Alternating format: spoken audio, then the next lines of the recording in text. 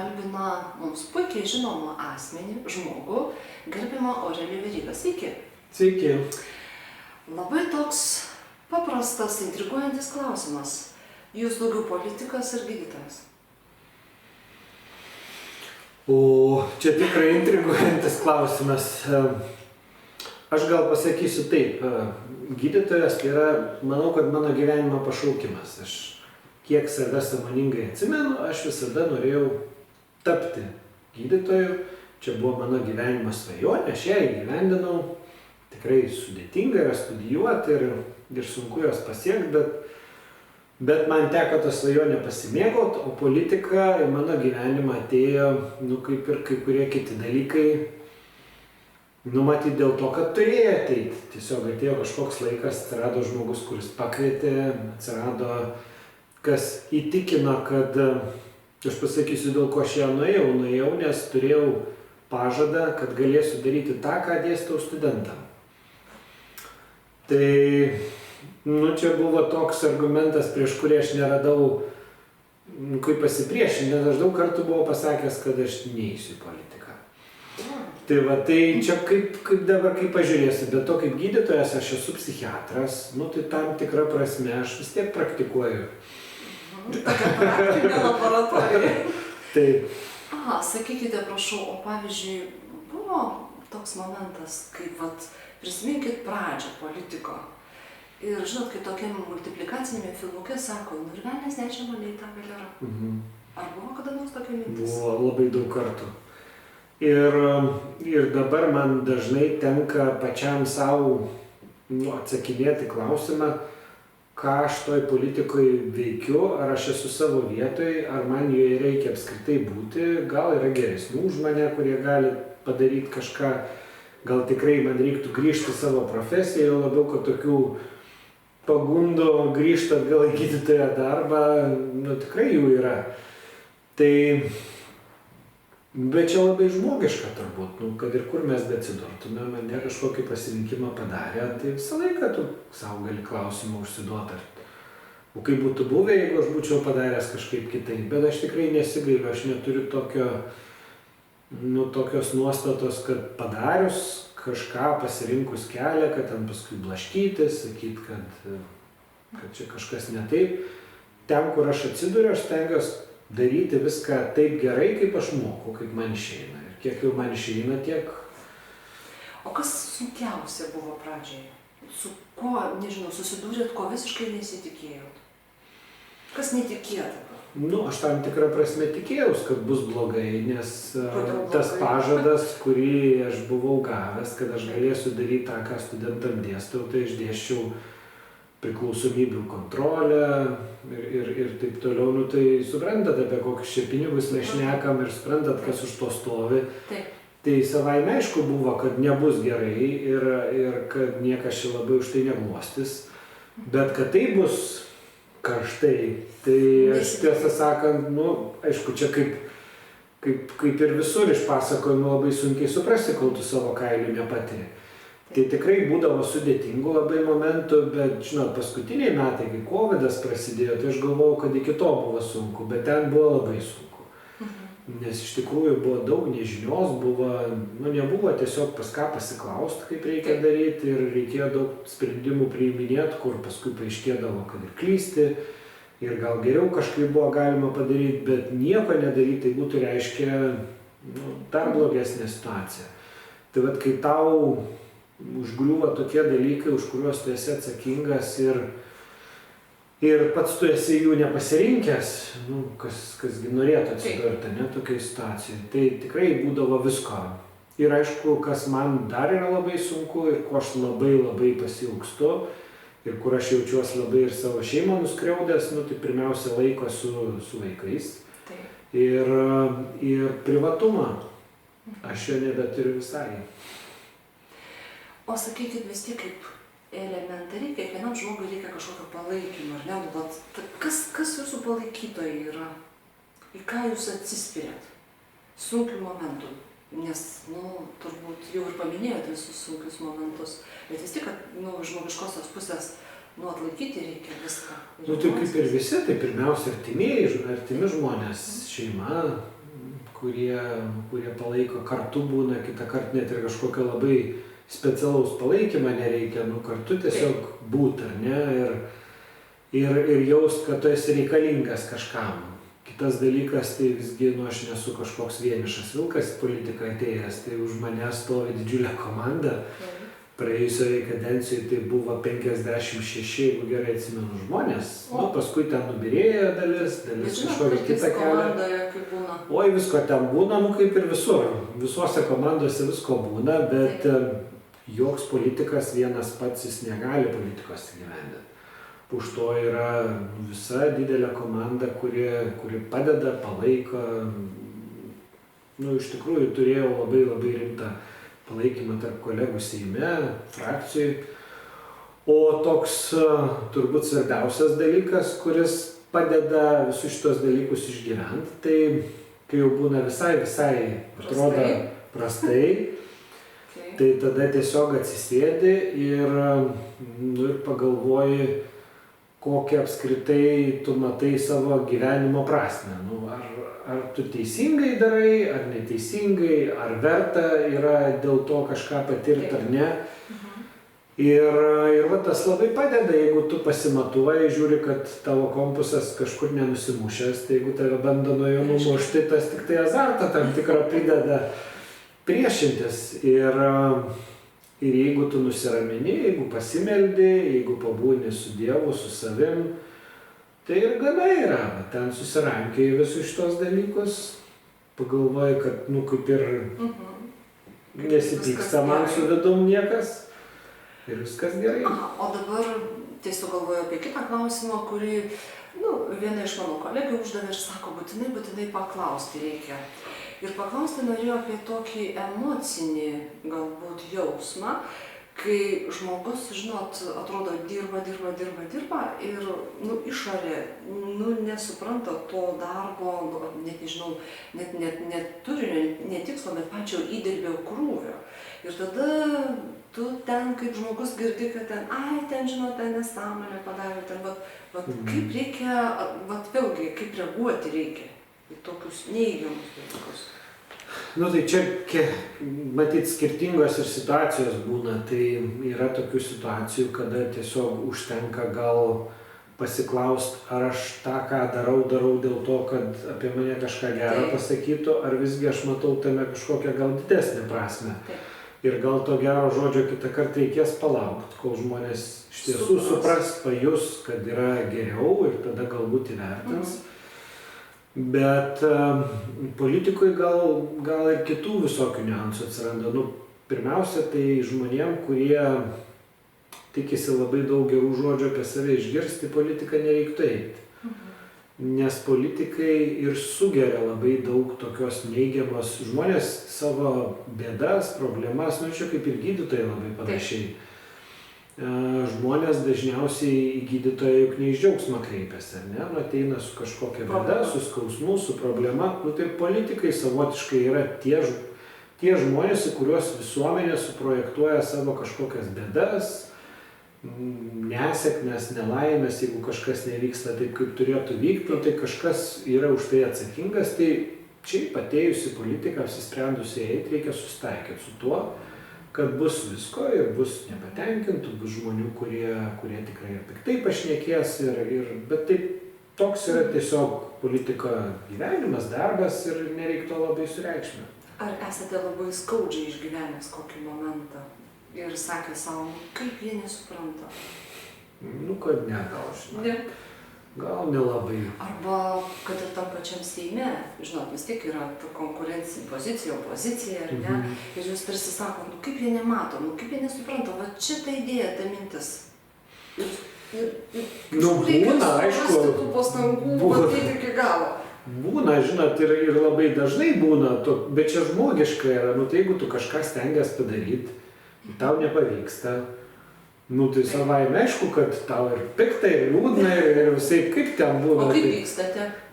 Tai kaip pykstu, tai tiesiog ne, aš nestrandau, nepadeda nei stalui, nei rankai. Ne, tai ten paskui guli vakare ir galvoju, ir šitą kažką gal galėjau kitaip padaryti, kodėl čia nesigavo, ką čia reiktų kitą kartą gal kitaip daryti. Nu, bet vėlgi supranti, kad jeigu kažko nepavyko padaryti, tai gal ne laikas buvo, gal nereikia to, nu, visai galvoju, nu, kažkokia Bet vis tiek skaudu. Ne, tai savaime aišku, nu, tai laikogi galų gale gaila, nu, gyvenimas taigi vienas yra, tai Taip. žinotum, kad nepavyks, tai gal net ir nedarytum, negaištum laiko tiesiog, bet negali niekaip sužinot, ar pavyks ar nepavyks kitaip, kaip tik tai pabandęs kažką tai padaryti. Tai, sakau, nėra taip, kad ten labai kažkas demotyvuota, aišku, tuo momentu tai tikrai būna nesmagu, aš esu taip ir reformą sveikatos, kai teko teikti kaip sveikatos ministrui, tai ten buvo tokie sunkus balsavimai, mes per vieną balsą tik buvom priėmę, prezidentė vetavo, paskui bandėm tą veto ten keisti, atmesti, taip toliau, nebebuvo balsų. Nu tai tada aš jau supykęs atėjau prie mikrofono ir sakau, žinot, daugiau aš tokių nenešiu čia. Tai paskui ten kolegos nusako, dar tavęs tokio nebuvo matę, sako, tu čia taip atėjai piktas maždaug. Nu tai tada pagalvoju, supranti, kad nu nereik tokių dalykų sakyti, nu čia yra tiesiog emocija, bet piktis kartais pramuša ir tu pašneki kažkokius dalykus. Nu tai taip, tai žmonėsgi visi esame. Na dabar sakykite, jeigu turėtumėt, nu vat, galimybę rankoje turėti stebuklingą lazdelę. Koks būtų jūsų didžiausias noras? Politikoje ar apskritai? Viską sudėjus kartu. O, Reikia išsirinkti vieną. Ir kas tai būtų? Nežinau, aš gal apie politiką tada pasakysiu, nes jeigu čia sudėt viską į krūvą, nu labai sudėtinga. Jeigu viską apskritai paimti krūvą, tai toks neįgyvendinamas noras, manau, kol žmonės yra gyvi, kad žmonės nustotų vien su kitu kariauti. Pyktis, turbūt, ar ne? Nu, pyktis nenustos, nes pyktis yra viso labo emocija ir kitą kartą pykstamės ant labai, žiūrėkit, pataikom su koja įspirti kėdės koją ir supykstam, nu tai nebus taip, kad visai nepyktume ant nieko.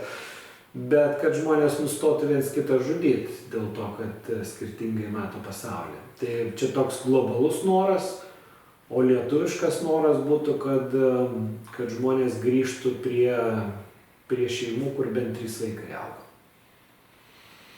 Čia toks vienas iš vertybinių tikslų. Nu tiesiog čia išgyvenimo klausimas yra, nes jeigu jisai neįvyks, mūsų neliks. Dabar aš labai primityviai paklausiu, kodėl norite būti prezidentu? Todėl, kad turiu idėjų, yra komanda, kuri palaiko ir prezidento pozicija yra viena iš tų, kur tas idėjas leistų įgyvendinti. Kokia būtų jūsų pirmoji darbo diena prezidentūroje, jeigu taip nutiktų? Nu labai sunku, žinok, kaip man įsivaizduot, kokie jinai būtų. Aš nesu buvęs, žinot, šitam kailį. Jūs sako, turi būti tikslo vizualizacija, ar ne? Ne, tai žinot, ta vizualizacija čia gal ne su pirma darbo diena yra susijusi, nes ten aš įsivaizduoju būtų daug rutinos. Ir čia taip jau yra, vat galiu jau dabar iš patirties pasakyti, kad pirmas pusmetis yra apskritai net ne apie idėjas, o apie supratimą, kur tu esi, kaip viskas veikia, kaip veikia sistema, kaip priimami sprendimai, ko reikia, kad tu efektyviai dirbtum, komanda turi susiformuoti, pusę metų, čia ne tik pirmą dieną, bet pusę metų tu tik turi įsivažiuoti į tą savo darbą. O šiandien dienai jūs kaip pretendentas į prezidentus turite viziją komandai, vis tiek jūs mąstote, ar? Tai žinoma, kad turiu, bet čia man nėra labai sunku, nes matot, mano gal ir dar rasim vieną kitą kandidatą. Aš esu partijos iškeltas kandidatas, mes turim daug žmonių, kurie turi patirčius labai skirtingose srityse. Tai prezidentas surenka patarėjų komandą, tai mes tokių žmonių tikrai turim su kompetencijom ir tikrai žinau, ką galima būtų ir pasikvies, nes aš politikoje ne pirmą dieną, jau turiu ir patirties tam tikros, jau pažįstu žmonės, žinau, kas yra kas jau yra pavykę ir veidus tikruosius pamatyti, tai manau, kad čia tikrai nebūtų problema. Problema yra pagauti patį veikimo mechanizmą, nes, čia kaip bet kuriam naujam darbe. Yra, man dar, kai jūs klausėt, kur buvo man toks gal didžiausias šokas, pasikeitimas, tai atėjus iš universiteto į Seimą, tai yra didžiulis kultūrinis šokas pirmiausia, todėl kad Labai skirtingi. be abejo, tai universitetas tai yra visai kita diskusijos kultūra, yra kitas argumentavimas, yra kitas įrodinėjimo būdas, visiškai kita elgsena. O čia yra, kaip žmonės mato, jūs ten sako, pykstatės. Pozicija, opozicija, mes visai nebūtinai pykstamės, mes turim labai skirtingus požiūrius į dalykus ir mes iki paskutinės minutės, iki paskutinio mygtuko paspaudimo bandom įtikinti, kad mano pozicija yra teisingesnė. Aha. Ir iki paskutinio, kol jau išsemiam viską, net būna ir taip, kad neinam balsuot, kad nesurinktų tiek, kiek reikia. Žodžiu, savo poziciją ginam iki galo. Ir kartais tas sukuria įspūdį, kad čia yra kažkokie labai dideli pykčiai. Ne, tai yra tiesiog ideologijų tam tikrų kova. O dabar pasakykite pradedantiems, kurie, žinot, sėdė ant sofkutės ir sako, dabar kaip aš ateičiau į politiką, tai dabar jau ten viską padaryčiau.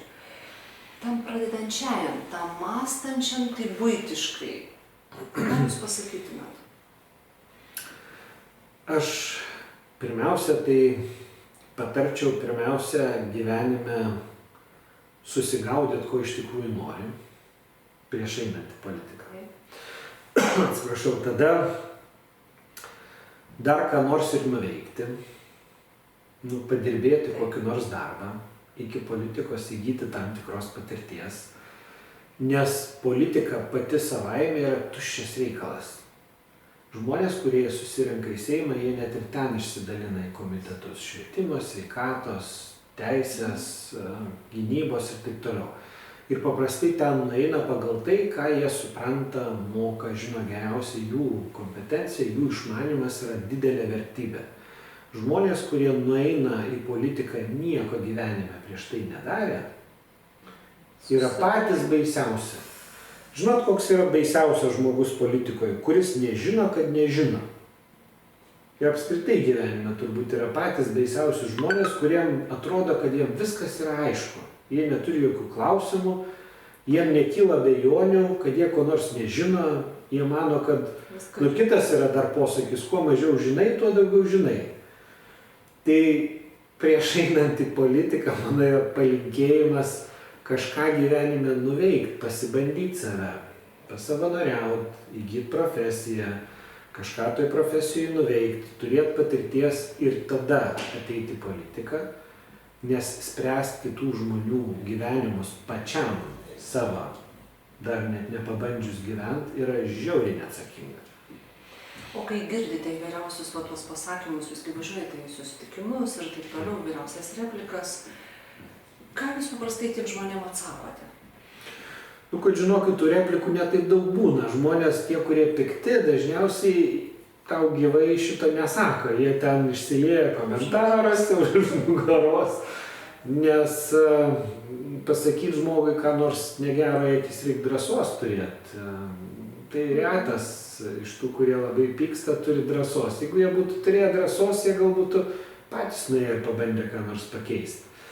Tai tų replikų tikrai labai būna mažai, bet jeigu jų būna, tai vėl reikia suprasti, žmogus turbūt ne iš gero gyvenimo tas replikas laido ir jeigu jam tikrai yra blogai ir jis mato prieš save politiką, kuris mano, kad dėl jo kažkokio ar neveikimo, ar dėl kažko jis turi tų problemų, tai nelabai čia yra apie ką pykt, žmogų kitą kartą reikia tiesiog išklausyti, o kartais būna ir taip, kad žmonės labai racionalių dalykų pasako, tegul ir piktai, bet būna, kad tikrai yra ten ką paklausyti ir paskui dar ir padaryti.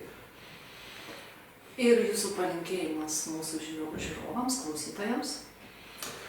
Aš noriu palinkėti, kadangi jūs su manim šnekat kaip su politiku, tai aš noriu palinkėti domėtis politiką, domėtis nuoširdžiai ir stengtis pažinti politikus ne iš fotografijos, ne iš straipsnių spaudoj, nes labai susidaro toks netikras įspūdis žmonėm apie tai, kas tai yra per politikai, tai tiesiog, jeigu yra galimybė pažinti juos gyvai ir tikrai labai atsakingai rinktis, nes taip atrodo žmonėms, sako, mano tik vienas balsas, ką aš pakeisiu, ir aš tik vieną balsą turiu. tik vieną balsą, nuėjęs balsuoti rinkimuose ne 2, ne 10, vieną. Mes visi esam šitoj situacijai lygus ir nuo mūsų priklauso, kaip mes gyvensim. Tai tiesiog dalyvauti politikoje ir dar vienas palinkėjimas, nebijokit, kai jau turit patirties patys eiti politiką. Jeigu žinot ir matot, kad kažką galima padaryti geriau, nesakyt, kad va, jie yra politikai, tegul jie išsprendžia. Mes visi esam šitos šalies piliečiai ir jeigu norim, kad kažkas būtų kitaip, tai mes patys ir privalom tą kitaip padaryti. Ačiū už pokalbį ir linkime Dievo palaimos. Ačiū Jums labai. Thank you.